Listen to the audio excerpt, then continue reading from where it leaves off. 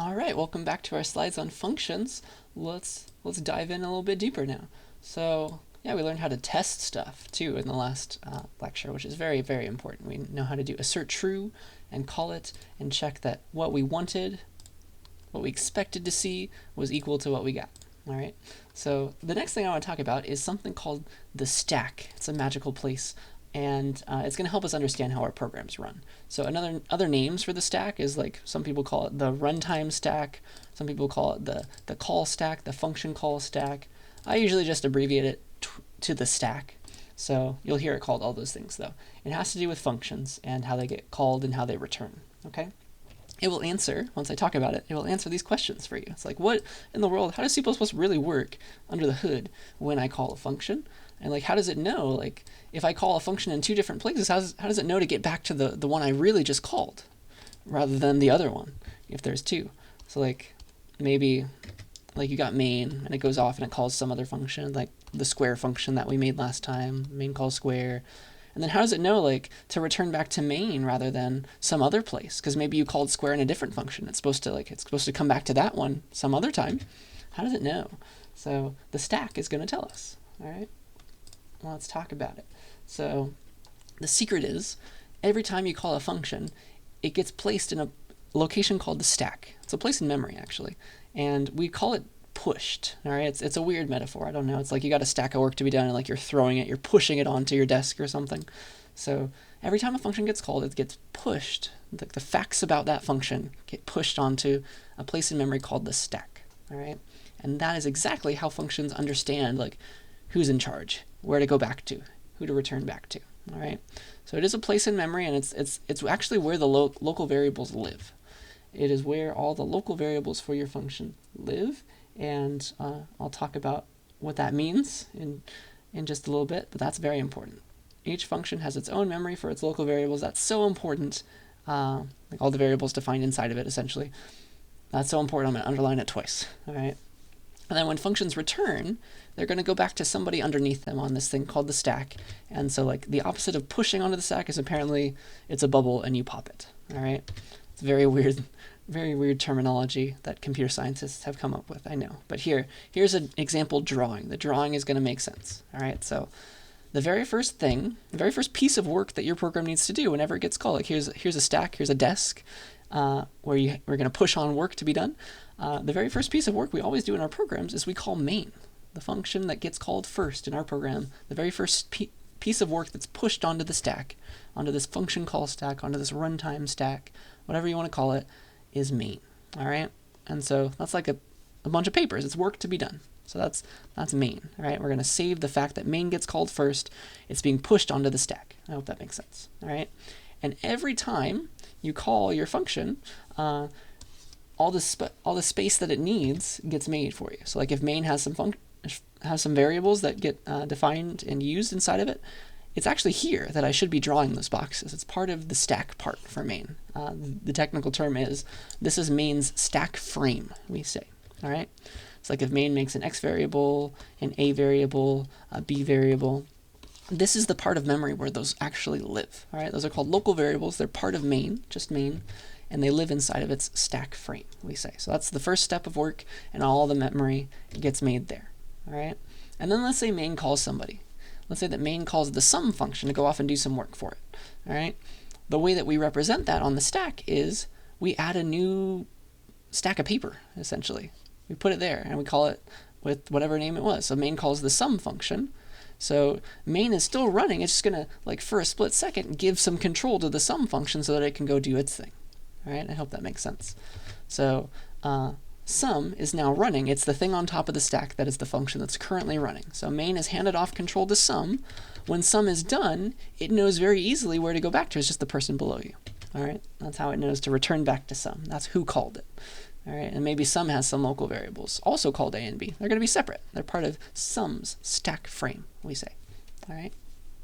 And then maybe sum hands off its parts of its execution to somebody else. Maybe sum calls a square function, just kind of like we were doing last time.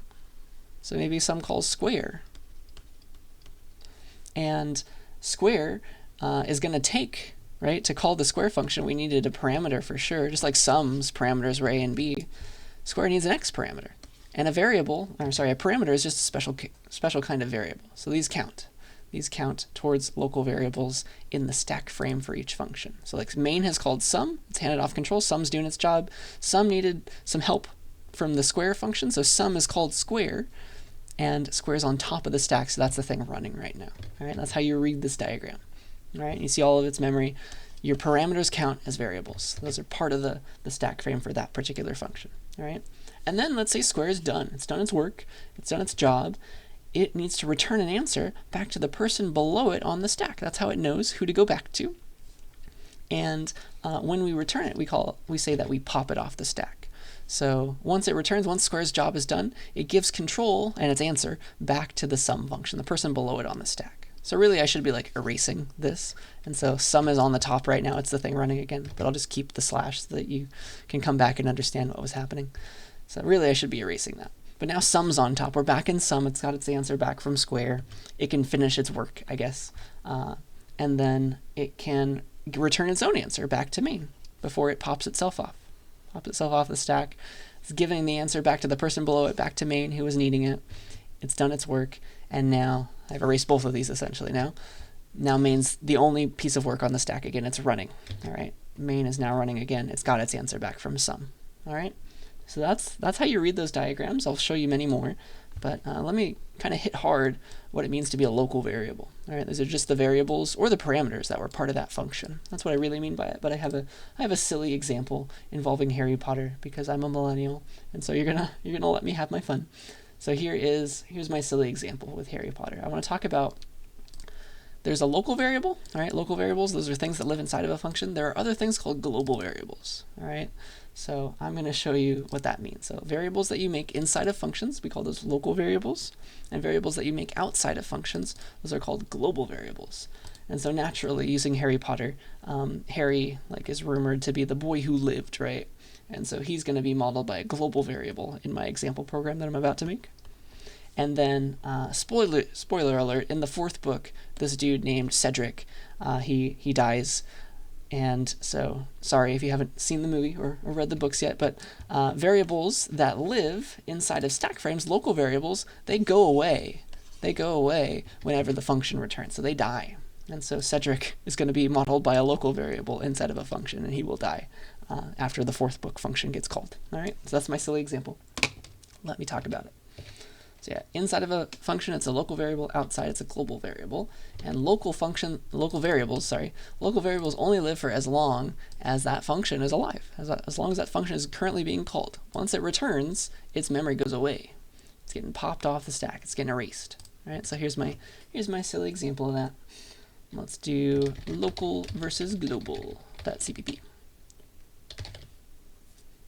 All right, so here, if you make a variable outside of anything, outside of any function, it's called a global variable. So I can say int Harry Potter equals 42. All right, so this is a global variable.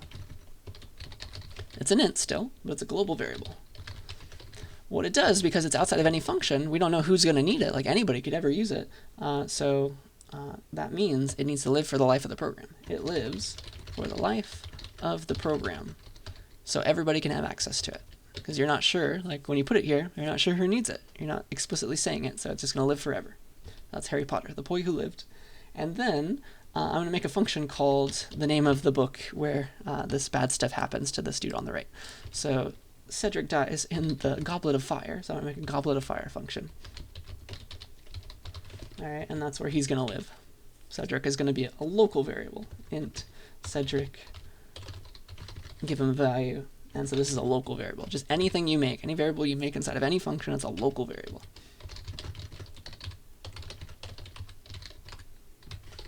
It lives only as long as the function lives. Only as long as it's being called currently. All right, and so here's the silly stuff I want to do now. So let's say that main calls Goblet of Fire. And so it's going to hand off control up to here. So Cedric is going to live for a split second as long as the function's being called. And we can mess with Cedric, of course. We can be like, Cedric plus plus. He's alive right now. We can do things with him. See out Cedric. New line. And then Harry, he lives forever. He lives for the life of the program. You can use him in any function. anywhere you want. You can be like Harry Potter plus plus. You can access them here, print them out. All right, you can do that. And anywhere else too, like even after Goblet of Fire returns, like Harry's still around. He's a global variable. He lives forever. So like you can use him down here in main too after Goblet of Fire is finished. And there's my silly example. All right, so let me zoom out a little bit so you can see it all. So here is the relevant code. So here's Harry. Here's the Goblet of Fire function. Here's main doing its stuff. Let's compile and run this.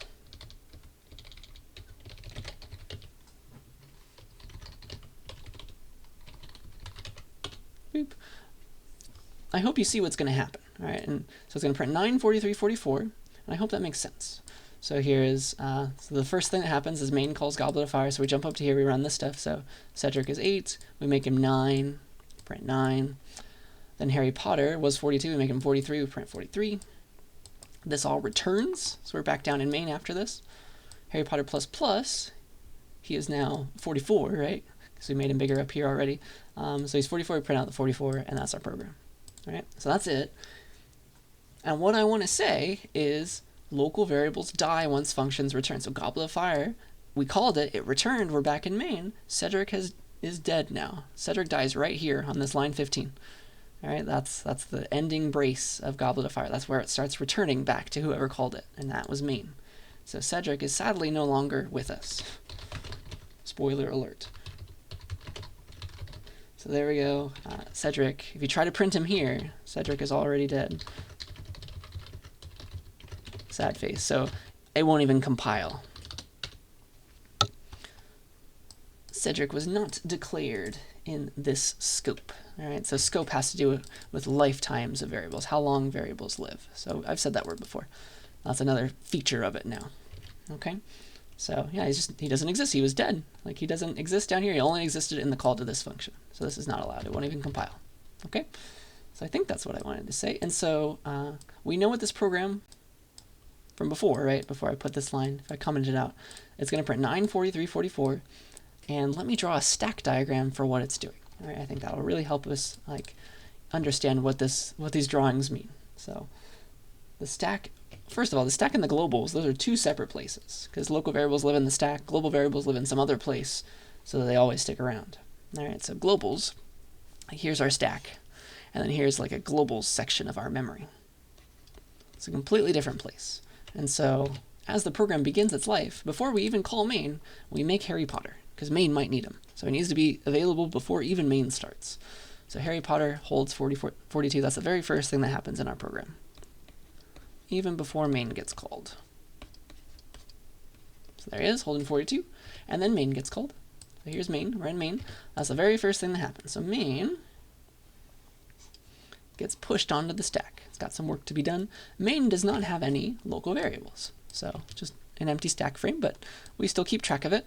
And then main immediately calls Goblet of Fire. All right, so we're going to push that work to be done on the stack because main calls it. Eventually, it's going to need to return back. But that's the order of the calls. So Goblet of Fire. There we go. And Goblet of Fire makes a local variable. Makes Cedric. Puts 8 into that. And so this is where I draw that. Local variables get drawn as part of the stack frame. That's where they live in memory. So it only lives for the life of this Goblet of Fire function call right now. Okay, it'll go away after it returns. So we do Cedric plus plus, sorry, he starts at 8. We do plus plus to make him 9. And then we print him out, and so that's why the very first thing we see in our output is 9. Oops. And then, what else? Back to the code. We do Harry Potter plus plus now and print Harry Potter. So Harry Potter is always available and alive to us. So we're going to make him 43 with the plus plus, and then we print 43. And then, curly brace. So Goblet of Fire is now over. Pops itself off the stack. It returns. If it returned an answer, it would do that right now, but it's just going to return control back to main because it's a void function. So now we're back in main, back below this line. It's finished. It's given its control back to main, and we run the rest of the lines. Harry Potter plus plus, 44, print 44 because anybody can access a global variable, and then that's it. That's essentially it. The program returns. If you try to access Cedric, there's no use, right? This memory's all gone. I should really just erase it. I'm going to draw a slash so that you remember what I've done. And then, yeah, essentially main's over at that point. Main returns too. Memory's gone, all right? So yeah, that's the stack diagram, and that's why we see this output, all right? And that's where local variables live. They live as part of the stack frames of those functions that are being called. They go away when those functions return, all right? I think that is what I wanted to say and to draw. All right, I don't need this extra slide. Do yell at me if you have any questions about this. This is an interesting idea. I'm going to draw these pictures a lot to give you more experience with them. But yeah, do yell at me if anything is confusing right now. I want to make sure this all makes sense so that when I draw future examples, you'll get it. But I think that's all that I want to say for global and local and the stack for right now. I'm going to draw more stack diagrams for sure. That's just going to be a fact of life from now on. But the next concept I want to go over is called references. Okay, these will be very helpful for us. So I'll try to answer these questions in this little subsection. So references will help us do the following. It will help us modify values that we pass to a function. It's very cool. It'll let us do that. And then also return multiple values at once right now. Isn't that cool? So yeah, we can't do either of these things. It's very, very interesting that we get this ability with this new idea. All right. So what I mean by like modifying values, that's like our get line, right? You say get line, cin line. Usually when you call a function, like it takes cin, it doesn't mess with cin. Line gets filled. This is like a very, very weird exception to the function calls that we've been doing, right? Normally we call functions like this. You say square root of x, it returns back to you square root of x. It never changes x. Usually that's not allowed. But like getLine is special. This second parameter right here, the second argument, is somehow messed with. And so references give us that ability. I'll show you how to do that. Normally these are like read-only. You don't get to use them like that. It does not mess with the original values that you call with. And then also returning multiple values at once. References will also give us that ability. Like square roots and other things. You can only give back one int, one double, one whatever. You can give back multiple things if you can modify these values. All right, that's going to be the trick. So yeah, in general, this is a new kind of thing. A reference produces like a secret agent. It's an alias for an existing variable. It does not take up any memory by itself. At least that's what I want you to think of it as right now. So a reference is an alias for a variable. It just renames an existing variable. That's all it does. So you make a reference with an ampersand in a type, all right? Because I know you can use the ampersand in other places, sadly. So the ampersand in a type is what I'm talking about right now. Because like, you know, the double ampersand means and. That's outside of a type. That's an expression. If you put it in a type, though, that creates a reference. So here's a normal int x equals 42. That's not new. That makes this box, int x equals 42. Once we have a box, we can now make a reference to it. We can give it a new name. So here's how you do that. You can make a reference to this x by saying the following. You say int ampersand, give it what you want it to call, give it the secret agent's name now, and then give it x. All right. So this line right here, that's the special one. This line right here, you read it like this. You say that z is a reference to whatever you put over here, and this has to be a variable on the right. All right. This is saying now z is a reference to x, and it does not create any new memory. What it does essentially in the drawing is this. You have now two names about talking about the same box in memory. All right. So you can work with them. Like this box is represented by either x or z at this point. You can say x plus plus. It would do the thing. Or you could say z plus plus, and these are completely equivalent from now on. You've given the same place in memory two separate names. These are completely equivalent things now. No difference. You can use it as x, use it or use it as z. That's what it means. Isn't that weird? That's what a reference is all about. And that ampersand, I like to put it next to the type because it's like z is a reference to an integer called x. Like I read it like that. And so I think of it as like a modifier to the type, kind of. And so usually I put the ampersand close to the type like this, but you can put the ampersand anywhere. You can space separate it as much as you would like. And so you could put it like next to the type, in between with spaces, the type and then the variable, the new alias's name, or you can put it next to the name of the variable. It does not matter. They're all the same. You pronounce it as x is a reference to the integer y. Kind of read it a little bit backwards. So that's how it works, but the space does not matter. That's how you make it. And so let's see, what do I want to do right now? I think, let me go to code. All right, let's talk about this idea in code first. And then I'll draw some more. I assume I want to call this program references.cpp. Yeah, so here, let's make a normal variable. I gotta have a variable sitting around to make a reference to it later. So there's a normal int, and now I can say int reference z equals x. All right, so z is now a reference to x. So the types have to match up. You couldn't have called this like double reference or anything. It had to be int reference because that's what x was. It was an int. So here, now, I've created this situation in memory. X and Z, they're talking about the same box. They're messing with the same place. They are, for all intents and purposes, equivalent. Exactly equivalent. I have two names now. The regular name and the secret agent code name. And so doing x++, that messes with that place in memory. You can access them both by saying x and z, right? Either way. You can do it that way. Oops.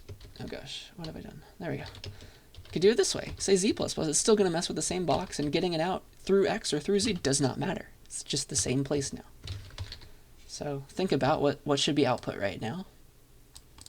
Now let's confirm your expectations.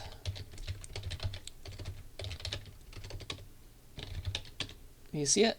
So 42, 42, of course, right? Because it's the same place. It's holding 42 right now. X++ modifies the box. Printing it out using either name is going to print 43. Z++ modifies the box again. Printing it out in either name, still 44. It's just talking about that box. All right, that's what references are good for. They're good for renaming variables. All right, and the power comes when you use these as parameters. All right, so that's that. Let me just draw one last example before we talk about this in terms of functions, because that's where they shine. So here, let's make an int y equals 42, and so that will make this box. Y holding 42, and let's say we come along sometime later, we can say int reference x equals y. All right, that's our goal right now. Int reference x equals y, and what that does is it gives a new name for that existing variable, right? So x is an int reference. It's a reference to another integer. We're going to make it a reference to y. It's going to be an alias for that. And so I've just renamed the box. I haven't renamed the box, sorry. I've given an additional name to the box in memory. So that's what it's going to look like. And now, if I say y++, it's going here. It's making it 43, just as if I said x++. If I say x++, they're talking about the same box. So like saying it like that will make it 44 as well. They're just two ways of talking about the same thing. And then when I print, exactly the same idea. Cout x, cout y. They're gonna both of those lines say 44 right now. You see that? Because that is what is in the box. They're the same name. Sorry, they're a different name for the same box, and that's the secret. Okay. And so I think you can imagine, like, this is kind of dumb if you do this inside of just a single function. It's like, why couldn't I have just used x? Why did I need a second name for it?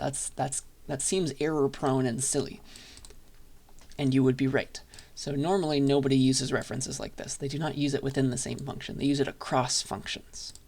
And so they make references as parameters. So that's where we're going. I got to teach you this way first. Okay? So yeah, now I want to talk about this in terms of functions. And so I need to talk about what happens on the stack when you pass values to a function, right? Because it's a little weird when you think about it. You need to break the rules secretly, and I want to talk about that rule breaking right now. So there is a special magical place that I will call the interfunction dreamland. All right, it's a magical place where the parameters get initialized. The parameters of your function that's being called right now, they get initialized to the arguments that you passed along. All right, so that happens in the interfunction dreamland. All right, so just take my word for it. I'm going to draw some pictures now. So I'd like to make first an increment function that is normal, that we know how to do already using the stuff from last time, all right? And then I'm going to add references to it, all right? So what I'm about to show you is an example of call by value, all right? I'll explain that in a second. I'm going to draw a picture too. But I want to show you the difference between a call by value way of passing function parameters, and then call by reference passing function parameters. All right, so call by val and ref.cpp. All right, this won't make sense until I do it and draw pictures. So just stick with me for a little while longer. So here, int x equals 42 is what I'll do. And then I'm going to make a function. I'm going to call it inc by val, and I'm going to pass x to it. I'm going to print out x after it's finished. All right, so I'm going to make this inc by val function now. So inc by val, it will be a void function. It will take something, and instead of x, you could keep it the same name because it's a separate place, and that's the problem actually. But let's call it a just to be clear, right? It's x down here being passed up into a when I call it. And then what does a do? It's meant to increment, right? So it'll do a++. All right. So I hope this program makes sense. Can you read it? Can you run it in your mind? What should happen right now? So I call inc by val with the x, which is 42. It's meant to increment things, and increments what it got, and then we print x out. So what should happen right now? Think about it, and then I'll run it.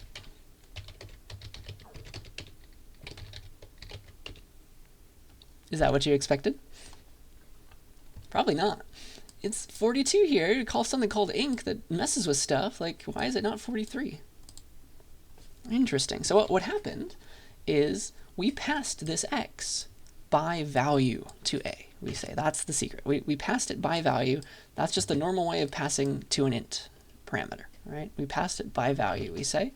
And when you pass something by value, the key thing that I want to tell you is that a copy gets made. And that will make sense when I draw the stack diagram.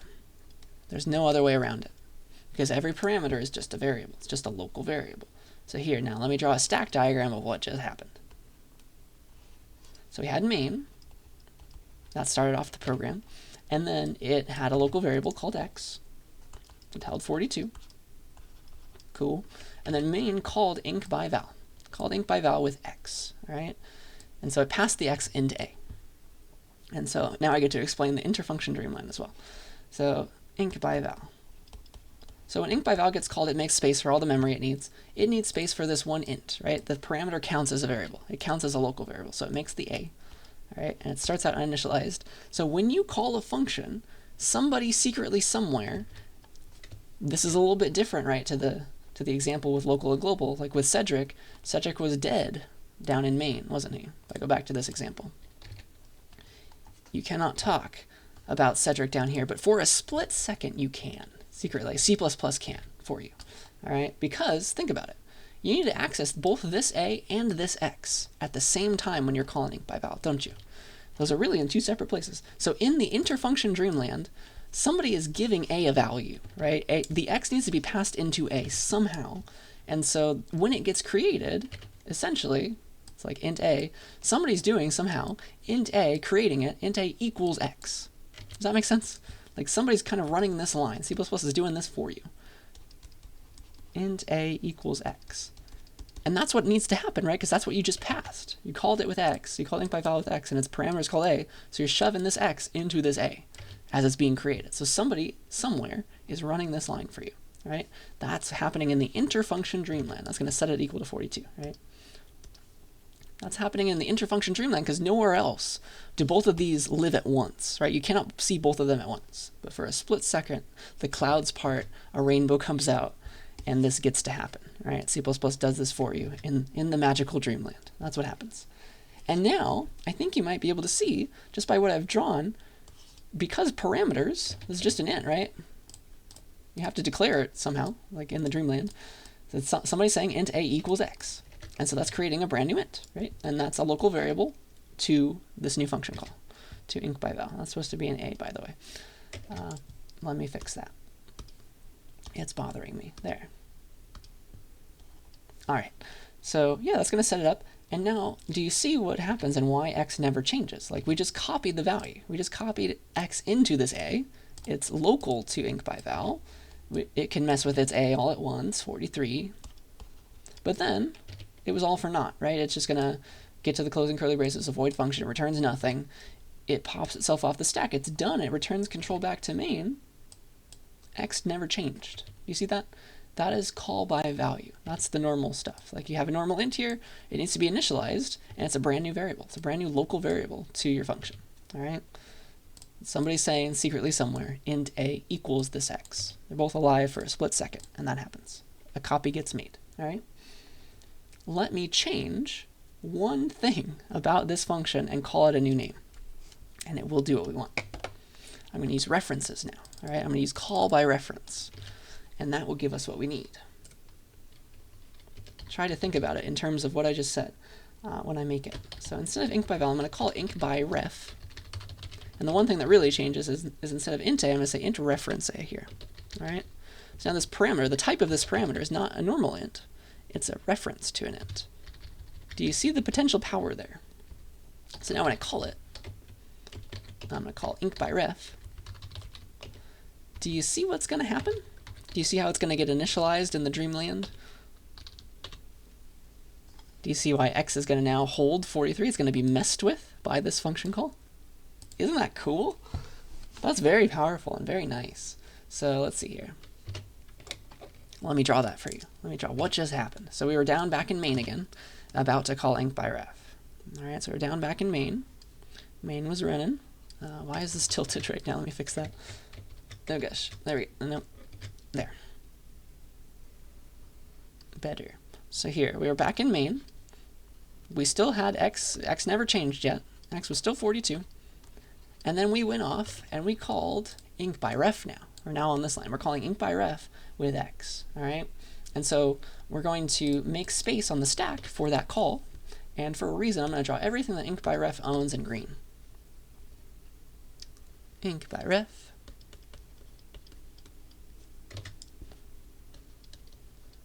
And so the very first step to make a stack frame is like you've made space for like the call itself, and then you make space for any variables that exist.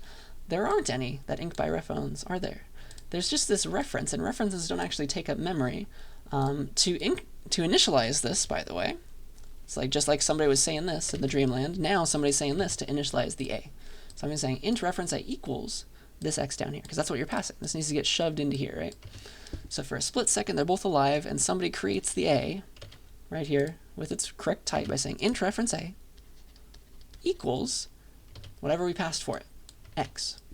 So somebody says this in the magical dreamland, and what does that do? It does not create an a variable.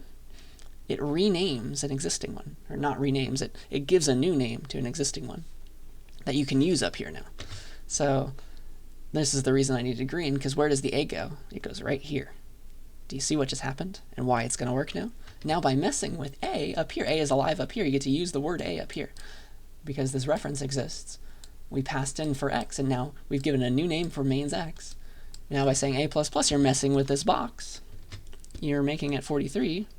And then even though inc by ref is done with its job, it has made an effect on somebody else's memory. It's returning. We're back in main now. X has changed, though, because we passed along it as a reference. So this was called call by reference. When you use a reference parameter, you're calling this function, you're passing along a value to take the place of a reference. And so that's just going to give a new name to that value so you can use it up here. It can be reused and messed with and touched. Okay? So that's the difference between call by value and call by reference. This one is a copy. This one, just because of this idea, right? That's how it's getting made. It's definitely a copy because of that. And then this one, because of how it's getting made, is just a reference. It's a name for somebody else's something. Okay? So I think that's what I wanted to say about this example. And I hope you can understand the diagrams a little bit better now, and why this one will make the x 43. That's pretty cool. All right. So, yeah, that's pretty neat. References are really, really good, like for messing with stuff, of course. They're also really good on memory, because they don't take up any memory of their own, or at least that's how I want you to think of them right now. They do take up a tiny, tiny a bit of memory, but don't worry about that right now. Worry about that in like CSCI 45. So references really save memory, and that's going to be really nice because you don't have to copy things. When you use call by value, you're always copying stuff, and it takes time for the computer to copy memory over. So think about it this way. Let's say that you made a function that took a vector. I think you can see where I'm going with this. Let's say that you took a vector just normally by value, And that was your parameter. And then you went off and you like computed the sum of that vector. So if somebody made like a size 1 million vector, they'll call your function with it, your summing function, and it's going to need to make a copy of that vector, that 1 million size vector. Can you see how that's going to take a lot of time inside the computer? It's got to like make some new memory, move over all the values, keep what was there before, copy them all in. Like that takes time. That's not fun. Okay? Like pretend this is 1 million size long, so let me get rid of some of these. Pretend this is huge. Boop. Boop. Something like that. Dot, dot, dot. Size 1 million. Size 10 million.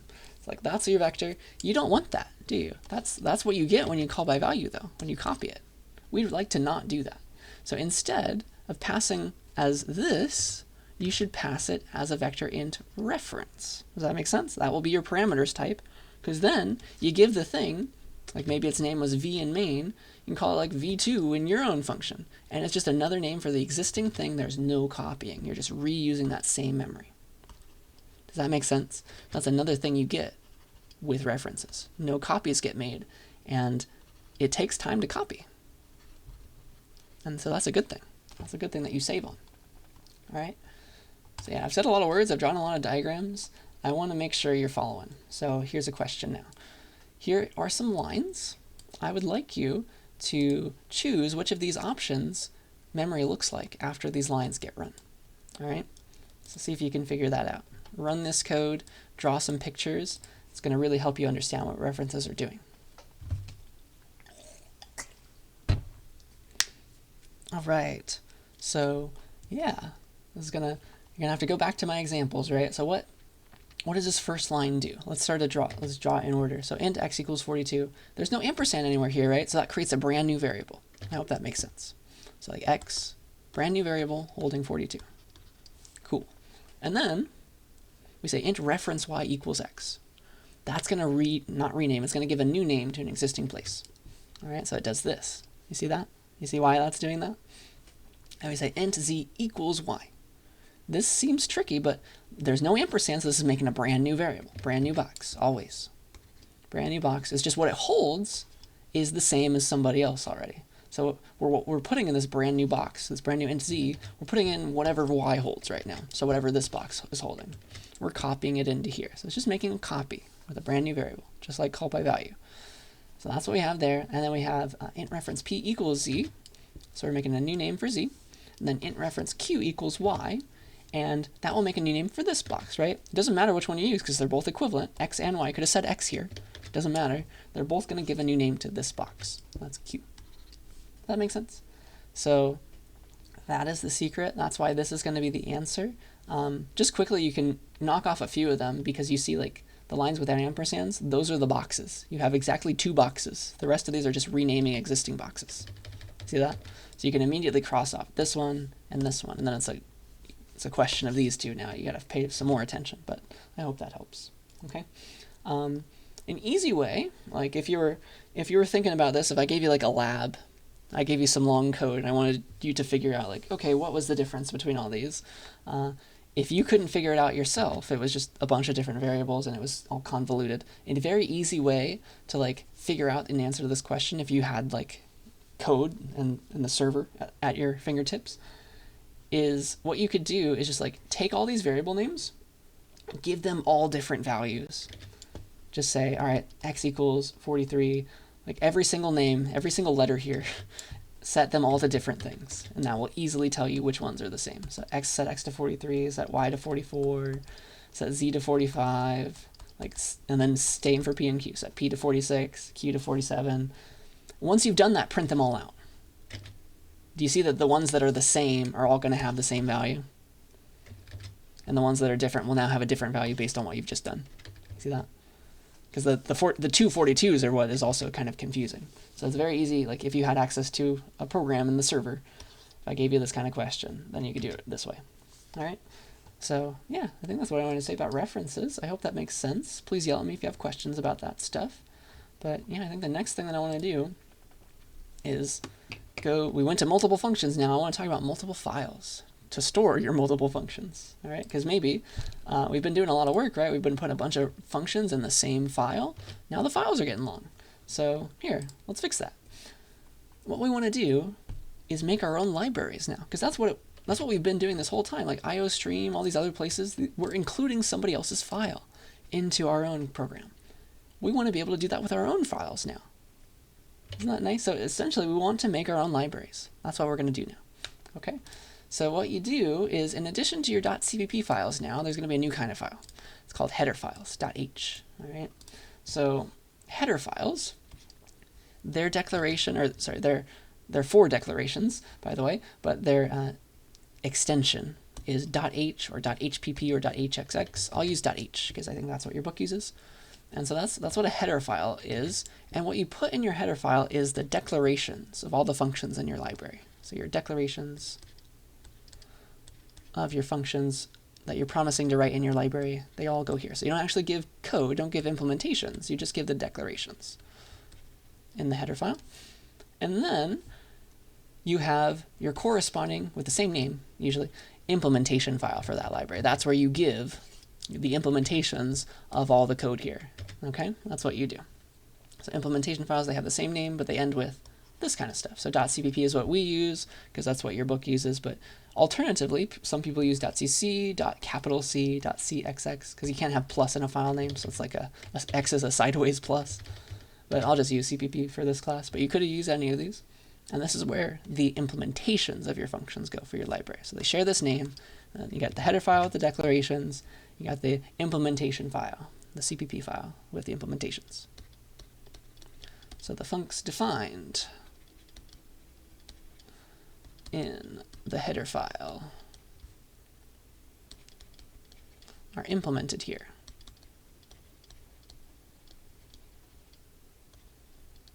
Okay, so that's what's going to happen. And so you go off, you give your code, and the way that in your final program, your main program with the main function in it, so you can only have one of those per program, of course, the way that you include your library is just like you've included other libraries. You still say the number sign include, but these angle brackets, those are only for system libraries, things that are built in. So to get at your own files, you have to use, not single, but double quotes. So, okay, so you include your header file with the double quotes. The other, those less than and greater than signs are for system stuff only, not your own stuff. And then, yeah, that's pretty much it. You include it like this. It's also customary to include your header file in your actual implementation file. I'll show you why that's a good idea soon. But like that's just a pattern that people use. But you definitely need it here to tell your main file about those functions that exist. And then you can start using them.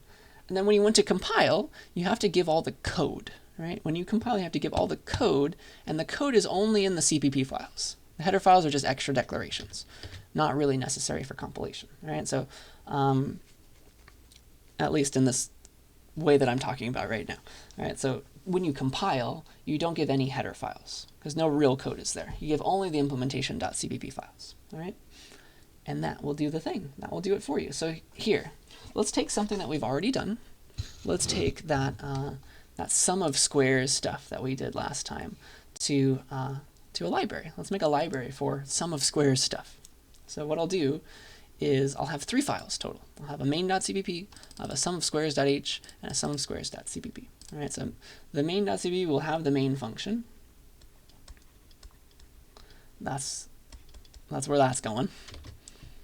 It will include our library and then use it. All right, so the library, what it's going to hold is just everything we did for the sum of squares. So like the decals, the header file contains declarations, and so what should our sum of squares library have? The declarations of like everything we used. We had like a sum function, we had a square function, we had sum squares from 1, 2, all those things.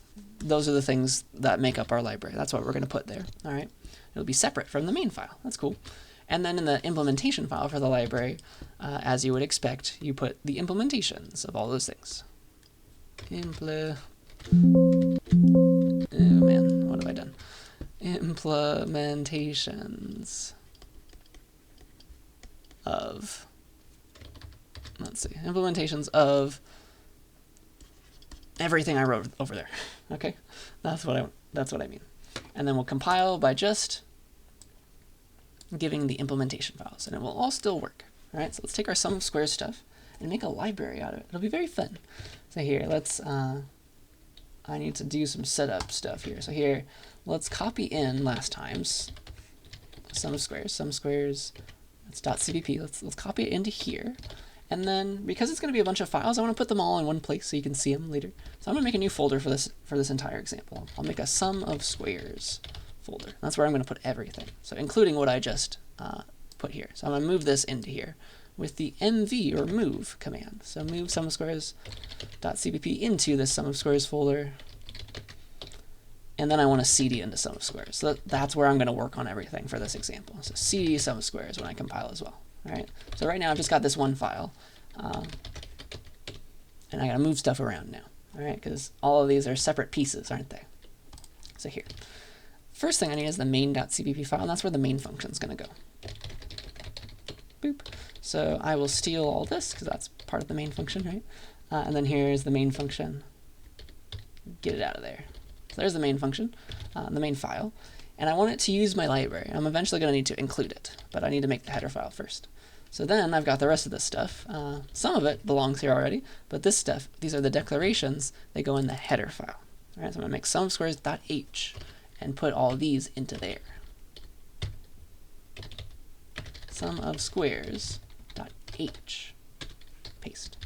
Okay, that's what's going to happen to those. And so, yeah, these are all the function declarations.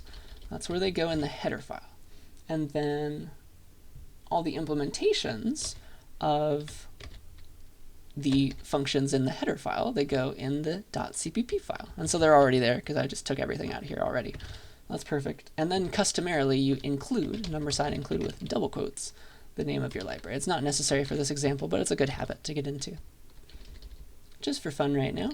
And so that's the implementation file for the library. And then finally, the main file, it needs to know about the names of the functions. So we have to include our library here. Include sum of squares.h. Just the header file is what you include, not the CPP file. And that should do it. So here, these are all the three files working together. We've got, let me just get them all in one place real quick. There we go. Here's what we got. We've got the main.cpp file with just the main functions using the library, as you would expect. Then we have the header file for the library, which declares all the things that you could use if you included it. I'm using this one, right? I'm using this function out of it right now. I could have used these other ones. They're going to be accessible just as well. And then here's the implementation file for the library. Customarily, you include the header for fun, and eventually that will become necessary. And then you implement. You give implementations. You give bodies for all the things you promised to implement here in the header file. All right? And it's just going to work when we compile it in the right way. So to compile it, we give all the implementation files to G++. All right? So the implementation files are the CPP ones. So we're going to give main.cpp and sum of squares.cpp to G++. So main.cpp, sum of squares.cpp to G++. And that's what I want. And then I can call that whatever I'd like. I'll call it -o main or something. I think that'll work for me. And that will compile it into a final executable called main that I can then go and run. So I compiled these are my three code files, and then here's the executable that I can run. And it does still work. Isn't that cool? Beautiful. So I think that is what I wanted to say there. I hope you see it. All right, that's kind of useful because then this main file is very short. It's just like you put every other thing in this library. You've made a sum of squares library now. That's really cool. All right. One thing I do want to tell you is what it means now. What it means to number sign include in something. Like why was this necessary? What does it mean when you include something? Why did it only need to be the header file? You might have some questions on that. So the answer is when you say number sign include. When you number sign include a file, first of all, it's always a file. Even with the system libraries like IOStream, that's just a file somewhere. It knows where it is and it's including it. So when you include a file, it's always a file, either your own or the libraries from the built-in system. It copies and pastes that file into where you put the number sign include. All right, it gets copied and pasted right where you put that number sign include. All right, that's what happens. That's the secret. All right, So now you know why if I get rid of this, the compiler is going to complain like, where is this function? I've never heard of a function called sum squares from 1, 2. The second I say number sign include, it's going to, what it does, right, is just going to copy and paste this entire file right there. That's what it turns into as far as the compiler is concerned. It's going to copy and paste that file right there. And then it's like, oh yes, I know what this function is. I know what it's going to take and give back. I know that I can call this as long as you eventually give me an implementation when you compile. All right, that's what's really going on. That's the secret. It's all coming full circle now. All right, so that's what's going on there. It's getting copied and pasted. Same with IOStream. IOStream is just a file somewhere. It's being it's a very long file. It's being copied right here. That's what this line is replaced with, essentially. That's what's going on. It's going to turn into a couple thousand lines, kind of. So that is what goes on when you number assign include something. All right, you can run into issues with that. Sadly, you can surprisingly, you can infinitely include a file. All right, which is disgusting. Watch. I'll show you how. It's a little dumb, the example I'm about to give you, but you can imagine it could be worse. There's a way to actually get this really happening. So let's say in my header file, for some weird reason, it will never be this normal, but there is a way to get this in a normal, like, non-subtle way. Let me include sumofsquares.h in sumofsquares.h. That's what this file is right now. Does that make sense? That's not good, because what's going to happen right now? Well, it's going to, okay, it sees this number sign include sign, and what it does, then it takes this entire file, and it puts it right there, right? That's what it did. It copied and pasted it right there. And then it sees it again, right? And it's going to keep on including every time it sees a number sign include, so it'll replace that number sign include with the file again. You see it? With the original file. So it's going to do that. And so now I've got it 3 times. It's just going to keep doing that, making an infinitely sized file. You see that? That's disgusting. That's what's going to happen. That's a loop. That's an infinite inclusion loop. Disgusting. And like if we attempt to compile right now, it's just like, I'm going to get a very long error. It's like, I tried to include this from itself a million times, and it's like, you did it too many times. I give up. I'm never getting anywhere. I see. It tried 200 times. It tried to do it 200 nesting times, and then it gave up. So that is interesting, right? That's a new kind of problem, and I promise there's a way to get this in not a silly way like this. There is a way, like you can make a library. Sometimes you have a library that needs another library, and that other library needs your own library, needs the first one. So they might need each other, and that will create this kind of problem, right? So I promise that this happens. This is just the silliest, easiest way for me to show it to you, but it really happens in real life, all right? So the way you prevent this is you add what are called header file guards, all right? Some other things with number signs, essentially. So you have header file guards that prevent against the infinite copying and pasted-ness of this all. So the secret is you say these 3 things, and then you put what the real file was in between those things, all right? So this is the original contents. You add this at the start, and then this at the end. What it does is anything that starts with a number line is it's called the preprocessor. It's the thing that runs before the compiler. So that's why there isn't semicolons here, because it's actually not C++. It's part of the preprocessor. What it does is it makes a compiler level, preprocessor level variable. That's what these 3 things do. It says if ndef, it's like an if statement. It says if it's not defined, this thing. If foo underscore h, usually you make a variable name. That's all caps the name of your file, without the dot, of course. That's an invalid variable name. So you say if foo underscore h is not defined, then here, define it to be, you could put an actual definition here, make it 42 or something, but I'll just define it to be nothing. But it will create the variable, define foo h to be nothing. You give this, get the original file, and then this is like the closing curly brace for the if statement, all right? So like if foo h is not defined, if the symbol is not defined, define it, and then here is the original file, ndif. And the thing is, if it ever sees this again though, foo h will be defined, and so it won't run the body, which means it won't copy and paste the file. All right, if that makes any sense at all. It's very weird, but that's what you do. All right, so I can even keep this now if I do what I just said. All right, so here, I will say if ndef sum squares underscore h. So like I made a little helper thing for me, but that's That's the secret. Or here, it's probably better for me to type it out. So I say number sign if and def, then you usually give the name of the file. Sum of squares underscore h. It could be anything, but people like to do it like this. If it's not defined, then define it to be emptiness, and then end if. That's it. Now it's not even a problem to have this. It's weird, but because once it sees this again, it's like, all right, if this is not defined, I'll define it, but no, it is defined, so I won't include anymore. I'm done. That's how you keep it from going too many times. And so now it compiles, it runs again, everybody's happy. Crazy. So I think that's what I wanted to say. That's very weird, so just remember this right now. Remember these three things. There's a quicker way, but I want to show you the hard way, because eventually you'll learn the easier way, and you can use that. But learn the hard way first. I think that is the end of this example. Cool. That's fun. One more example, then we're done. So the more practice we get with the multiple files, with functions, it'll all come together, and I hope you're seeing a little bit of it already, okay? But I have one last example for the day. What I'd like to do is get kind of close to my example from the beginning of class, where I made that counting device. Let's make it with functions right now. It won't be perfect. It won't be exactly what I had before. We can only model one counter rather than multiple counters, but it's good enough. Let's make a counter. Let's make a library for using functions that represents the idea of being a counting device that you can then like ask to click up and down and stuff like that. That's where I'm going. That's what I want to do. So let's plan out our library.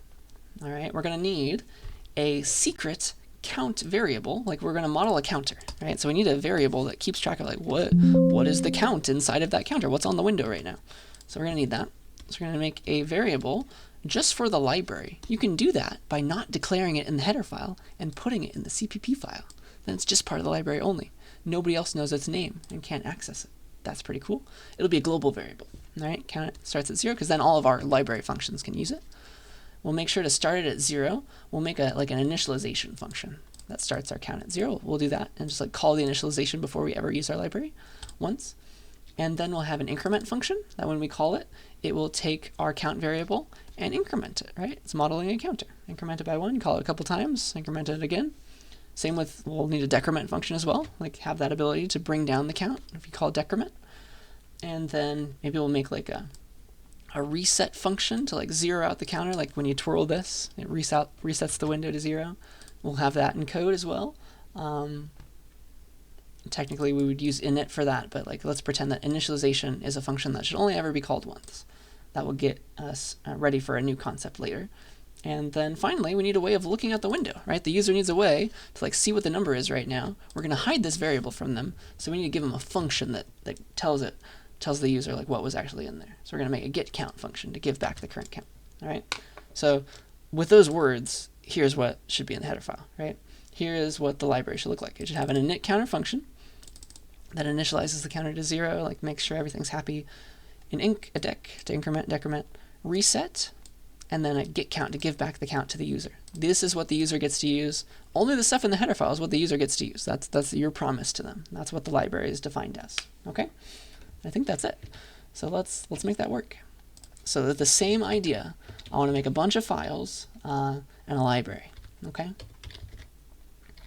So let's make a new folder for all these. Let's call it, I guess, counter. All right, so I'll make a new folder called counter that I'll go and work inside of now, that you can have it all there when you look later. So that's where I'll write things and compile and run. And so let's see. I guess the first thing, let's do the header file first. Counter.h. That can be its name. I want to include my header file guards so that I can't infinitely include things. And then here are all the functions that I want the user to be allowed to use. All right, only the stuff in the header file do they get to see. So that's what I'm given. And I'm going to need to add semicolons for sure. And then we need return type. So init counter, it's not a line by itself. Void inc as well, messes with the counters count. Same with dec. Same with reset. Actually, get count is the only thing that gives back a value. It gives back the int that was secretly inside of the counter. Everybody else is just called on a line by themselves. And so that's my library. Now let's make a main file that uses the library. And then eventually we'll implement the library. So here, there's the library over there. Let's make a main.cpp that includes the library. include our counter.h library, and I can start doing stuff. Let's say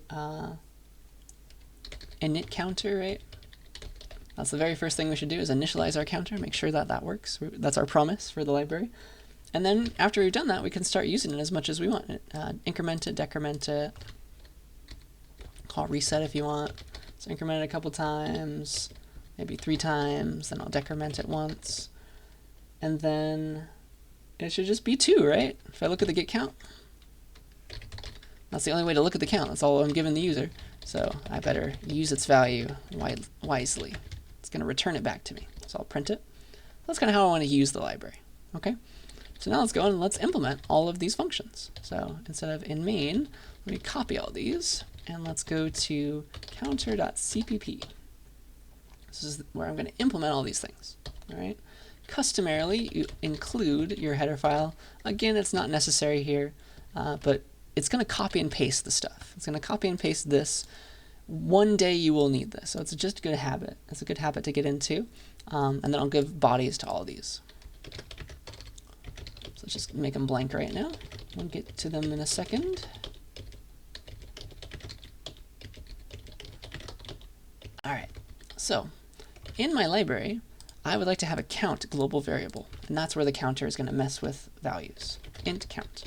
And this is going to be part of the CPP file and not the header file, so that the user doesn't even get to see it. I could call this whatever I want as long as I mess with it and keep it in the CPP file. The user has no clue what it's called, what I'm using to represent this counter right now. All the user gets to do is do stuff that was defined in the header file, because that's the only thing, right, that's being copied and pasted. Only those functions are being copied and pasted when they include. So only the stuff I put here is what the user gets to use. Even if maybe I made another function like void foo. Maybe that's just for me, the library implementer. The user does not get to use this, even if it's part of the library, if it's not in the header file, because only the stuff declared in the header file is stuff that the compiler is going to let anybody who includes this header file use. All right? I hope that makes sense. So like this, I'm hiding from the user because I'm putting it in the CPP file. And so like what should happen now in these functions? What should init counter do? It should initialize the count to 0, 0 out, open the box, 0 out the counter's count. Inc should increment the counter's count. Decrement should decrement the counter's count. Reset should do the exact same thing as init, but I'm going to separate the two ideas, because initialization, eventually we're gonna think of initialization as something that should only happen once. And so let's keep these ideas separate, even though they do the same thing right now. And then get count, its job is to return back our count variable. This is the only window that the user has into our secrets, into what's going on in the counter. Like the rest of these, they just say like, oh yeah, I'm gonna go do those things for you. I got it. And then this one actually shows what was in the counter. All right, that's the one way the user gets to see stuff. And so that's it. That's the implementation. Let's see. Let's do my split screen again, so you can see everything.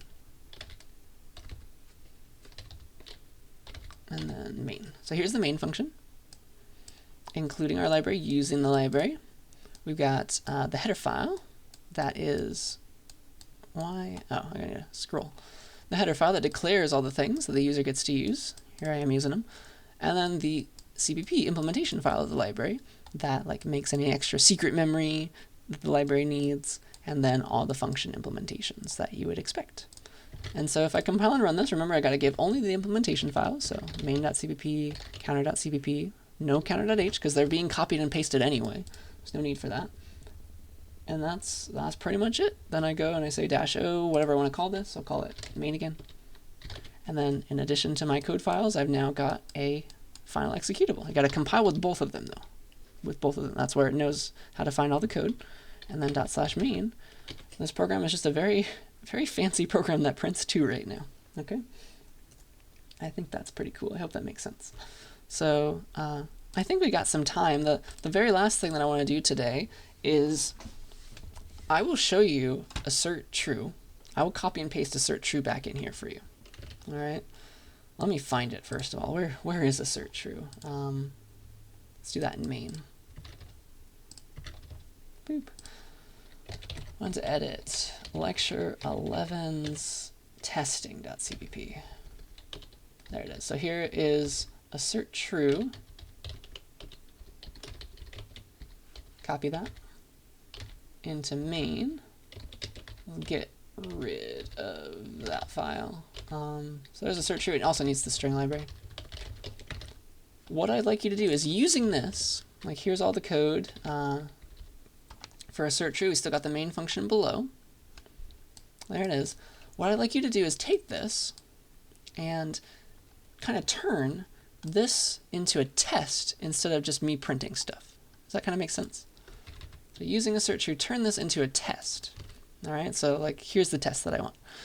You'll just write it as like in the main function or something. Maybe you can make your own function for the test.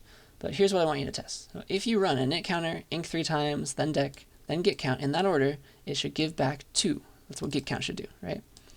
Does that make sense? That's a test. You can make that a test, like check that it was 2, assert that it was 2. Try that. So here's the relevant code. See if you can make an assert true. Turn that last thing into assert true as a test. Did you see it? So yeah, instead of doing it this way, let me comment all of this. Let's turn it into a test. I'll call it like a test counter. We'll use assert true. So void test counter, and that's where I'll put all this stuff. So you still need most of this code, right? Here, yank. Just instead of counting, like you still got to run these things, run those things in that order, and instead of counting, assert. Make sure that get count holds exactly what it should be holding right now. Right, assert true. What's the Boolean value that I want to assert true? What's true or false right now? That get count right now gives back 2. That's what it better do right now. And I'll call this like counter test, whatever you want to call it. Does that make sense? That's going to be what you call assert true with. That's the setup. Like do the stuff and check. There's your check. Make sure that that works. This is what I expected to see. This will give back what really happened. Make sure that what really happened was what I expected. So I recompile. Again, give both the library file implementation and the main function file. And what do you know? It passed the test. Beautiful. And so usually people do like to make separate functions per test. That's a common thing, just to separate your unit tests like that. But yeah, I think we did it. So good. I hope that's making some sense. We're practicing a lot of stuff at once, I know, but this is going to help us make some complicated programs now, and they're already starting to get more complicated. You see the power that we have with the multiple files, the references, the multiple functions, of course, and yeah, it's forcing us to test things so that we can convince ourselves that we're doing the right thing. All right. So yeah, I think that is all that I wanted to say for right now. There's still some more stuff. Functions is a long set of slides to talk about. I think we're going to have one more lecture on them.